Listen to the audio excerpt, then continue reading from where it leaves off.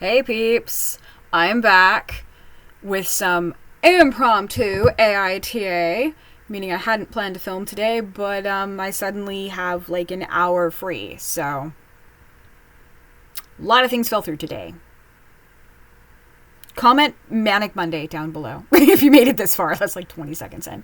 So we'll start with house cleaning. Comment, like, subscribe, do all the YouTube-y things. And I just have to show off this shirt because this shirt is so awesome. Here, maybe I can tilt my camera. Here we go. Here, look at my boobs. I'm not even 30 seconds in.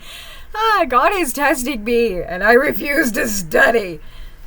If you know where it's from, awesome. It is Phil DeFranco, beautiful bastard. This video is already demonetized, and I don't care. I just don't care. Oh my goodness. So, house cleaning out of the way. My cool shirt out of the way.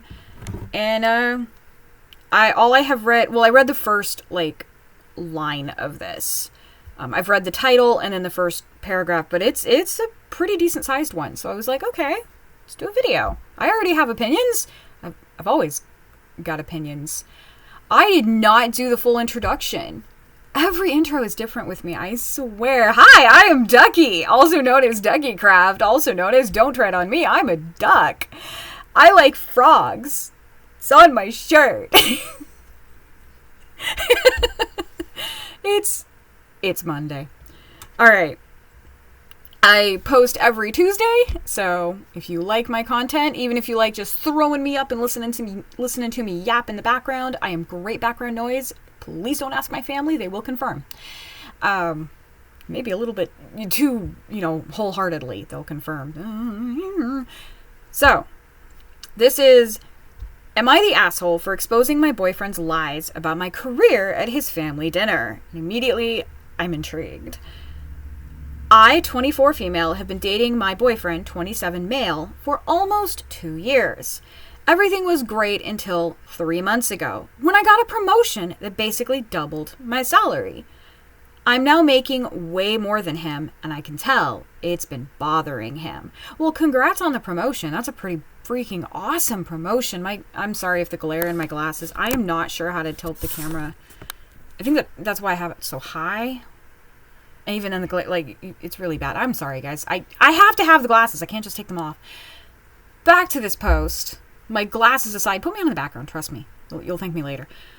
Last week, we were at dinner with his college buddies and their girlfriends. Someone asked about my new job, and I was excitedly explaining it when my boyfriend interrupted with, yeah, she's making bank now, but I'll catch up soon, don't worry. Everyone laughed awkwardly. Yeah, that's a really awkward thing to say.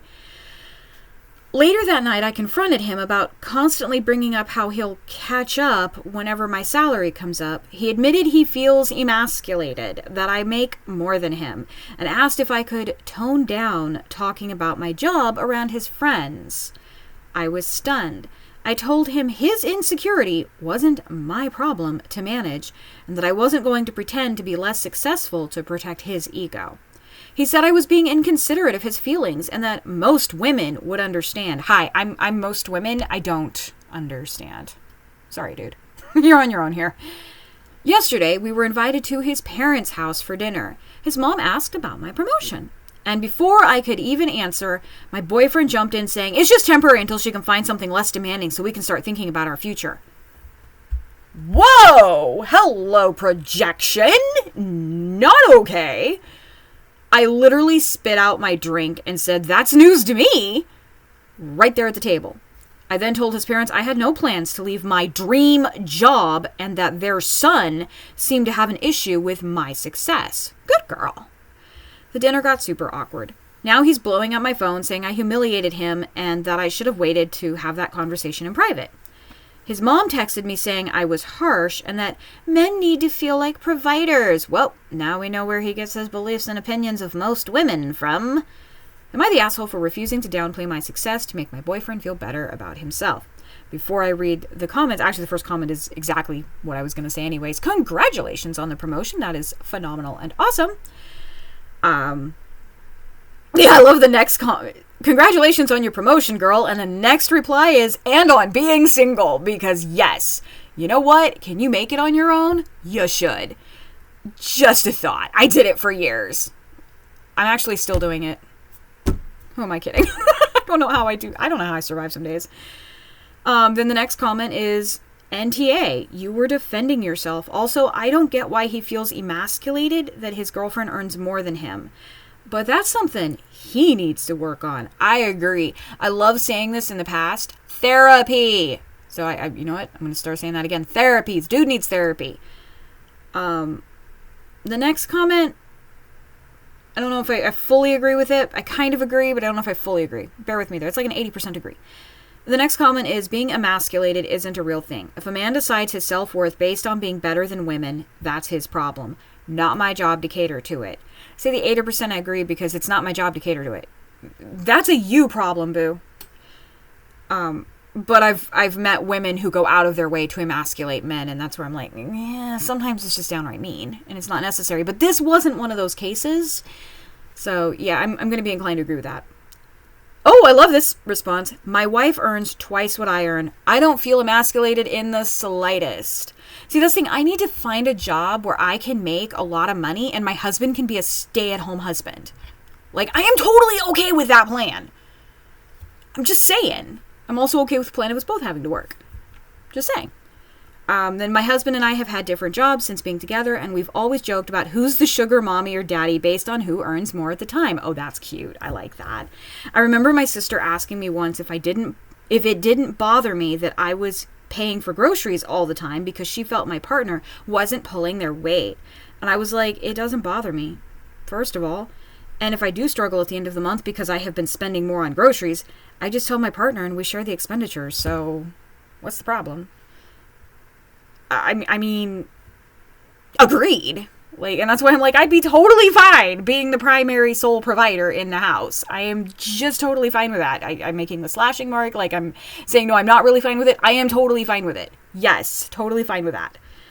I'm going to read this last response because it's cute. I give my wife money every payday. We then shop weekly where she pays, but if we want a treat like a takeaway, I'll go and buy it. We're not rich by any stretch, but we have enough if we're careful. My dad kind of did that with my mom. He would, like, give her extra money. Mind you, there was a time that I even, very clearly remember my mom made just a little bit more than my dad. Not by a lot, don't get excited. But I don't remember that dynamic with them. I just don't. My dad was very progressive, though. Like, my dad is the reason I have such high expectations of men. I'm just going to go there. Girls, find yourself a man that gives you high expectations of men. Mine was my dad. Very progressive for his time. So that one, and obviously I'm saying not the asshole. You know, he shouldn't have even been bringing it up. He should have just let her talk about her job and her promotion, and it's something she's passionate about and that she loves. Just leave it be. You know, I mean, even if she didn't make a lot of money, I mean, I was working in special education for a while. I love working with the kids. I despise the administration. And there are times when I'm not a real fan of the parents, but I love the kids. And I even love the kids that grab my wig and yank it off my head. That hurt, by the way. When your wig is suctioned. That's why I'm like, I can't really adjust because it's suctioned on like it's supposed to be. So, but those are my kids. I love my kids. I'm very passionate about my job. And I can still get really super passionate about this is what we need to do. It doesn't pay well. You don't go into that kind of job for the money. You just don't. You know, put it where it's at. Should I go for a bob? I'm sorry. I'm ADHD. And when I'm looking right at myself in the viewfinder, like all I see is me. It's like I'm talking to a mirror. Yeah. But he should have just let her talk about her job and let it go, is what I'm saying. He shouldn't even have brought up money or brought up pay.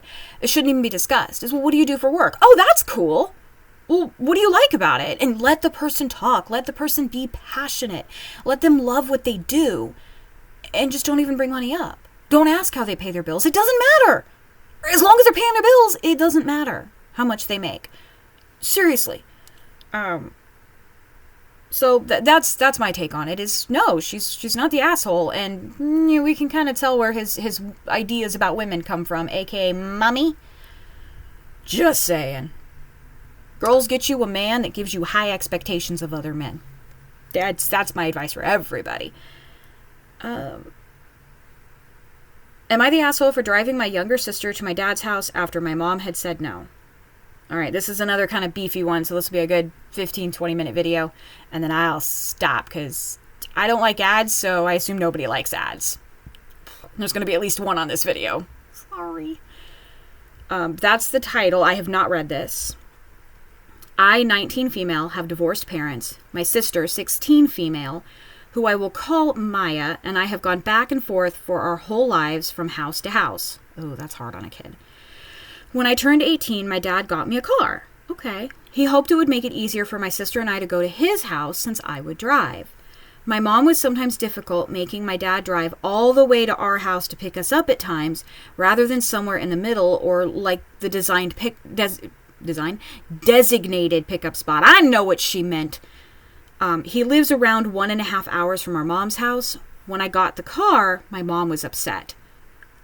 She told me I couldn't drive Maya to his house because she didn't want me responsible for her, even though she's fine with me driving her to school and anywhere else. She prefers my dad or stepmom to drive Maya, or meet somewhere in the middle. Big quotations there. Recently, she had let me drive Maya a couple times for when we go stay the weekend at my dad's house, so it had become less of a problem. My dad moved to another state for work, but my stepmom and my brothers, ages 5 and 6, still live at my dad's house. I still go every weekend to help see them and my cousins. Maya comes sometimes too when my mom isn't being difficult, letting me only start driving her this year there. Now to the issue. Maya hadn't seen our brothers in a while, and they really missed her. I said we could go Friday since she wasn't going to school. I told her to ask our mom. That morning, my mom was at work, and I hadn't spoken to her. Maya and I went to the beach, then told our mom we were going to lunch, which happened to be on the way to our dad's. At that point, we were packed and already on the road. I didn't know our mom had been telling Maya she couldn't go. Oh. Then no, definitely already going to assume it. Not the asshole. Definitely not. We were 5 minutes from my dad's when Maya told me our mom never actually said yes. Then my mom called Maya, yelling that I don't rule over myself or my sister, and had to bring her back immediately. We were basically already there, and I didn't want to turn around. I called my dad, and he said she can't stop Maya from seeing family, and he'd handle it. Well, he's correct. She's 16. She can make some of her own decisions. Since she never texted or called me, we stayed one night and went back the next day. When I tried to go back into my mom's house, she started grabbing, shoving, and trying to push me out the door, saying I wasn't allowed home. Maya was crying and asking her to stop. I left and went back to my dad's. Maya called me from the neighbor's house, and I got worried, so I asked my aunt to check in on her. My aunt said I was totally in the wrong and told me my mom said I had shoved her, which I absolutely did not. Isn't that how it goes, though? You know, when someone does something wrong to you and you call them on it, they twist it and, well, you did me wrong! And it's like, wait, you just narrative switched. That's not okay, boo. That's manipulative. Now they're telling me I'm an abusive narcissist for taking my sister there. I'm just really tired and overwhelmed. No, that's absolutely, they're victim shaming. Like, poster, you are the victim, and they are blaming you, but it's not on her. I feel like maybe it's a little bit on her, because she should have asked her mom. She should have got her mom's permission. Hi, kitty cat. I've made this like into a curtain here. But the first post that was a fast read. She kind of summed it up. NTA, your mom needs mental health support. She is clearly fixating on teaching your father a lesson and using you to do it. Her objections are illogical and purely to prevent you and your sister from spending time with your dad and his family. I went through this myself and had a period of no contact with my mother because of it until she got help. Until your mom gets help, I'd try and limit as much contact as possible. Your sister will struggle the most, but unless she can move in with your dad's family, there's not much you can do except count down to the time she turns 18. And even then, it'll always be an issue. I was 26 when my mom asked me again to choose her over my dad. They had been separated for 24 years, and she still couldn't get over her desire to make him suffer. As to this situation, you did nothing wrong. You weren't informed of what happened and couldn't have been expected to know. Good luck. See, that's kind of my sentiment is, well, I mean, at most, maybe she should have asked her mom. At most. But beyond that, well, her sister had, she was kind of leaving it up to her sister, and her sister was saying it was okay. Well, okay. I'm not going to call my sister a liar and say, well, I'm just going to double check. I don't have a sister, but, I'm not going to do that, typically. Unless there's a history of that, and I'm assuming there's no history of that. Then someone else says, this is a really hard situation. You just wanted your sister to see family, and your mom is overreacting. Don't let them call you an abuser. That's just not fair. Keep supporting your sister. She needs it, and don't lose confidence in yourself. And I get the feeling with the way the mom is behaving, there was some parentification that went on through the teenage years. If you don't know what that is, that's where the parent kind of turns the child into a de facto parent. And it's really summing it up, but this is not that kind of video. So I'm suspecting some of that was happening as well. So I would say absolutely NTA. At most, the responsibility laid with maybe sending mom a text and saying, hey, is this okay? But she thought it had been taken care of, and I could see me being trapped in the same position. I'm going to keep poking at these bangs. On the mannequin, they're fine! It's so frustrating. See, I just fixed that one little spot now, and they look okay to me. I don't know. So, anyway, that's a couple of doozies for the day.